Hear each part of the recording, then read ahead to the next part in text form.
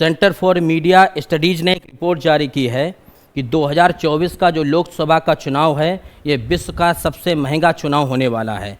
इतना रुपया तो अमेरिका के जो 2020 में राष्ट्रपति का चुनाव हुआ था उसमें भी खर्च नहीं हुआ है। रिपोर्ट में बताया गया है कि इस साल जो लोकसभा का चुनाव है इसमें लगभग 1,35,000 करोड़ रुपए खर्च होंगे, यानी एक व्यक्ति पर लगभग 1,400 रुपया खर्च होने वाला है। ठीक भाई, इस खर्च में टोटल चुनाव आयोग का भी खर्च शामिल है, राजनीतिक पार्टियों का भी खर्च शामिल है।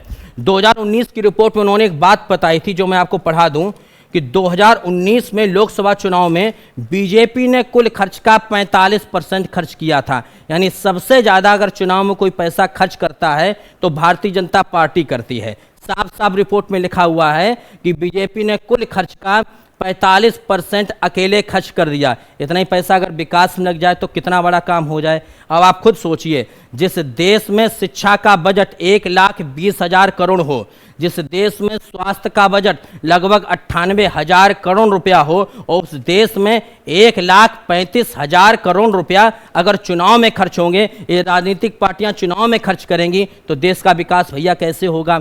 जिस देश की 30% जनता भूखी सो जाती हो, जिस देश में शिक्षा की कोई व्यवस्था ना हो, उस देश में 1,35,000 करोड़ रुपया खर्च होता है। उम्मीद से बहुत परे है। और ये भी रिपोर्ट में बताया गया है कि कुल चुनाव खर्च में 30% खर्चा ये मीडिया में खर्च होता है। जितनी राजनीतिक पार्टियां हैं वो चुनाव जितना पैसा खर्च करती हैं उसमें 30% खर्चा तो केवल मीडिया के प्रचार प्रसार में ही अकेले खर्च हो जाता है।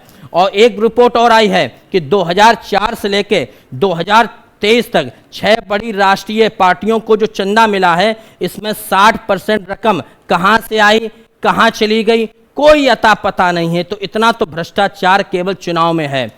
मेरे हिसाब से चुनाव में कम पैसा खर्च करो, यही पैसा अगर विकास में खर्च दोगे तो देश बहुत आगे चला जाएगा। जय हिंद।